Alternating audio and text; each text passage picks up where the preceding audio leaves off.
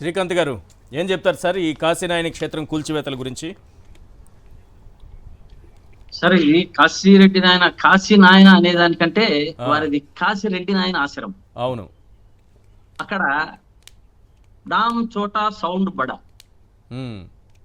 అనే దీంట్లో ఈ కాశీరెడ్డి నాయన ఆశ్రమం మీద కక్షపూరితంగా కాశీరెడ్డి నాయన గారు ఆయన ఆధ్యాత్మికంగానే కాకుండా వారు ఒక రైతులందరూ కలిసి దీన్ని చేసుకున్న కులాలకు, మతాలకు, ప్రాంతాలకు, పార్టీలకు అతీతంగా ఒక అన్నదాన సత్రాలను, అంటే వారి సేవలో వారిది ఒకే ఒక స్లోగన్ వారిది. అవధూత కాశీరెడ్డి నాయన గారి దగ్గరికి కాళ్ళు పట్టుకోవడానికి ఎవరు పోయినా నా కాళ్ళు పట్టుకుంటే ఏమొస్తుందిరా, ఆకలిగా ఉన్నవాడికి అన్నం పెట్టండి పుణ్యం వస్తుంది అనే స్లోగన్ వారిది. వారు దాంట్లో కరోనా సమయంలో గాని, కరువులో కానీ అనాథులను, ఆర్తనాథులను అన్నము పెట్టి ఆదుకున్నటువంటి ఆశ్రమం అది. రాయలసీమ రైతులకు ప్రత్యేకంగా ఇక్కడ ఒకటి ఈశ్వర గారు తెలుసుకోవాల్సింది ఏమంటే, రాయలసీమలో అనంతపురం, కడప, కర్నూలు, నెల్లూరు, చిత్తూరు, ప్రకాశం జిల్లాలో దాదాపు 100 ఆశ్రమాలు ఉన్నాయి వారు. ఈ 100 ఆశ్రమాల్లో కూడా నిత్యము అన్నదానము జరుగుతూ ఉంటాయి. ఇది ఇప్పుడు అన్నా క్యాంటీన్లు ఉన్నాయి ఈ ప్రభుత్వంలో. అన్నా క్యాంటీన్లు ప్రభుత్వము డబ్బుతో నిధులతో వాళ్ళు చేస్తూ ఉంటారు. కానీ కాశీరెడ్డి నాయన ఆశ్రమం అటువంటిది కాదు.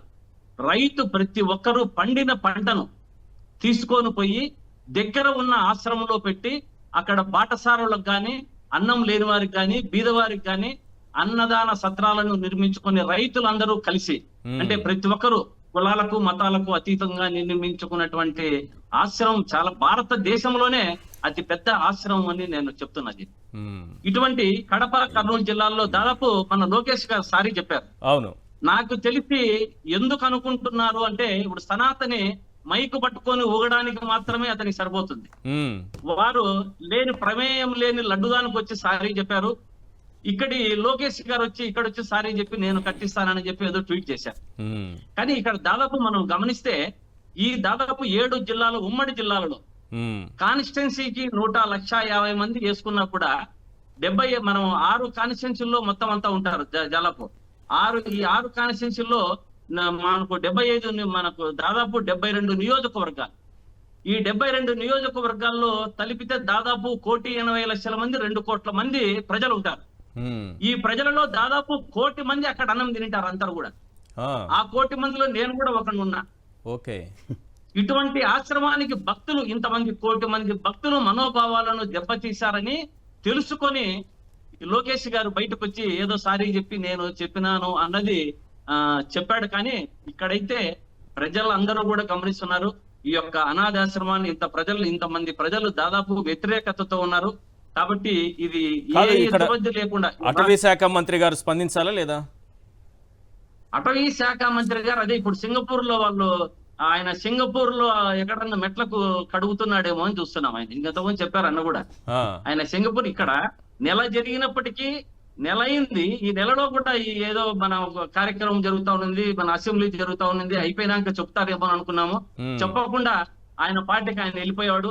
ఇది చాలా కక్షపూరితంగా. ఇప్పుడు జగన్మోహన్ రెడ్డి గారు ఇంతకుముందు అందరూ పెద్దలు చెప్పారు, లెటర్ రాశారు, దానికి మరి అందరూ వచ్చారు, స్పందించారు, పెద్దలందరినీ ఢిల్లీకి పిలిచిపోయారు. కానీ ఏ ఒక్క రోజు కూడా దీని మీద మనం ఇది చెప్పుకోలేదు. ఇది ఆ ప్రభుత్వంలో, వైఎస్ఆర్ కాంగ్రెస్ పార్టీ ప్రభుత్వంలో దాని జోలికి రాకుండా చేశారు వైఎస్ఆర్ కాంగ్రెస్. రెండోది కూడా వీళ్ళు చెప్పుకోరు సార్. ఇప్పుడు అప్పుడు ముఖ్యమంత్రిగా జగన్మోహన్ రెడ్డి గారు లెటర్ రాశారు, కేంద్రాన్ని ఒప్పించారు, అక్కడ ఎటువంటి చర్యలు తీసుకోకుండా చేయగలిగారు అన్న విషయం చాలా మందికి తెలియదు. కానీ వీళ్ళు జగన్మోహన్ రెడ్డి గారు చేసింది చెప్పుకోలేని పరిస్థితిలో ఉంటే వీళ్ళు ఏమి చేయకుండానే నేనే సనాతన ధర్మ పరిరక్షకుని, నేనే హైందవ ధర్మ పరిరక్షకుని, నాలాంటి వాళ్ళు ఎవరు లేరని చెప్పుకుంటారు. ఏం చేశారని చెప్పుకోవాలి వాళ్ళు? ఇప్పుడు దాదాపు మీరు ఇంతకుముందు మనం అనుకున్నాం, ఈ 2 ప్రభుత్వాలకు పోల్చుకుంటే వైఎస్ఆర్ కాంగ్రెస్ పార్టీలో ఎండోమెంట్స్ గాని, టిటిడి కింద కానీ దాదాపు 1400-1500 దేవాలయాలు నిర్మించడం జరిగింది.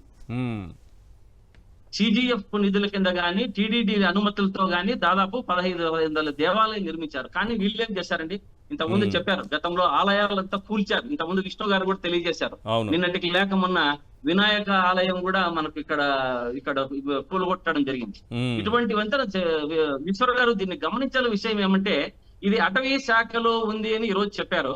ఇక్కడ మనం గమనించిన విషయం ఏమంటే, తిరుమల క్షేత్రము, శ్రీశైల క్షేత్రము కూడా ఇటువంటి పెద్ద క్షేత్రాలు కూడా అటవీ శాఖ పరిధిలో ఉన్నాయి. ఉమ్, దీనికి నిదానంగా ముందు ప్రమాదం పొంచి వస్తుందేమో ఈ కూటమి ప్రభుత్వంతో అని చాలా ఆలోచనలో ఉన్నారు. ప్రజలంతా ఆందోళనలో కూడా ఉన్నారు. ఇది గమనించాలి అందరూ కూడా. ఉమ్. ఈ అంశాలను ఈ తిరుమల తిరుపతి దేవస్థానము, శ్రీశైలం వరకు వస్తే ఏం జరుగుతుంది? మనం అంతా కూడా దీని మీద హిందువులంతా కూడా స్పందించాలి. ఈ తిరుమలలో కూడా ఈ ఇంకొకటి పాప కూడా. వినాశనంలో ఏంటి సార్ ఇది బోట్ షికార్లు ఏంటి? పాప వినాశనము, బోటు షికార్లు అంటే ఇంతకుముందు పెద్దలందరూ కూడా మాట్లాడారు. అది ఇంకా వారి పాపాలను ప్రక్షాళన చేసి ఆ పాప వినాశనంలోనే కలిసిపోయే పరిస్థితి వస్తుంది వారికి. కూడా ఇటువంటి దుశ్చర్యలకు పూనుకుంటే వారికి ఇదే తప్పదు అనేది ఒక ప్రజలందరి అభిప్రాయం కూడా. ఉమ్, ఈ యొక్క విషయాలంతా కూడా నాకు తెలిసి అటవీ శాఖ కానీ, అక్కడ ఉన్న లోకల్ ఎమ్మెల్యే కానీ, అటవీ శాఖ అధికారులకు కానీ, మన డిప్యూటీ సీఎం పవన్ కళ్యాణ్ గారికి కానీ తెలియకుండా ఈ విషయం జరిగి ఉండదు. ఉమ్, అది 100కి 100 పాళ్ళు ప్రజలకు అందరికీ కూడా విదితమే. అసలు ఈశ్వర్ గారు ఇటువంటి దీంట్లో మమ్మల్ని కూర్చోబెట్టుకొని డిబేట్లలో మాట్లాడేదానికంటే సార్. ఒక్కసారి రాయలసీమ రైతుల ఆవేదన ఈ కాశిరెడ్డి నాయన ఆశ్రమం గురించి విన్నారు అంటే ఒక్కసారి మైక్ తీసుకుపోయి వాళ్ళ ముందర పెడితే ప్రతి ఒక్క రైతు దీని మీద ఏం చెప్తాడనేది ప్రజల అందరికీ కూడా తెలిసిపోతుంది. అంత గొప్పగా కాసిన ఆయన ప్రజల ఎట్లా అందరూ- వాళ్ళలో ఆ భావాన్ని పెంపొందించగలిగారు సార్? ఇంత గొప్ప దివ్యక్షేత్రంగా ఎలా వెలిగింది? ఏమంటే కాశీనాయన గారు అంత గొప్పగా ఇంత మార్పు ఎలా తీసుకురాగలిగారు అని. వారు కాశీనాయన గారు దాదాపు నంద్యాలలో 1992లోనో 93లో నంద్యాలలో ఫస్ట్ గంగమ్మ అనేటువంటి ఒక మహిళతో స్టార్ట్ చేయించారు. ఉమ్, ఒక అన్నదాన సత్రాన్ని నంద్యాల కల్పనా సెంటర్ లో పెట్టారు. ఓకే. అక్కడి నుంచి ఈ కాశిరెడ్డి నాయనకు ప్రతి ఒక్క ఆదరణ ప్రజల్లో వస్తూ 94 ఎన్నికలలో కూడా మీరు గమనిస్తే కోట్ల విజయభాస్కర్ రెడ్డి గారు ముఖ్యమంత్రి హోదాలో పోయి కాశిరెడ్డి నాయన గారి ఆశీర్వాదం తీసుకొని వారి కాళ్ళు పట్టుకున్న పరిస్థితులు కూడా ఉన్నాయి. కానీ కాశిరెడ్డి నాయన ముఖ్యమంత్రి హోదాలో కోట్ల విజయభాస్కర్ రెడ్డి గారిని కూడా ఏర్రా అని సంబోధించే ఆయన అవధూత యొక్క ఆయన ప్రతి ఒక్కరిని కూడా అలానే సంబోధిస్తాడు. ఆ, అటువంటి గొప్ప వ్యక్తి Yes. ఆయన. దాదాపు 1999లో Hmm. జ్యోతి క్షేత్రంలో సమాధి చెందారు. Right. భక్తులు అప్పటి నుంచి కూడా చాలా విరివిగా ఇంక వారికి చెప్పలేనంత భక్తులు రాయలసీమ జిల్లాలో రైతులందరూ కూడా వారి దేవుణ్ణి మొక్కుని ఫస్ట్ పండిన పంటను Right. తీసుకొని పోయి కాశిరెడ్డి నాయన క్షేత్రంలో పెట్టే పరిస్థితి వాళ్ళందరిది కూడా.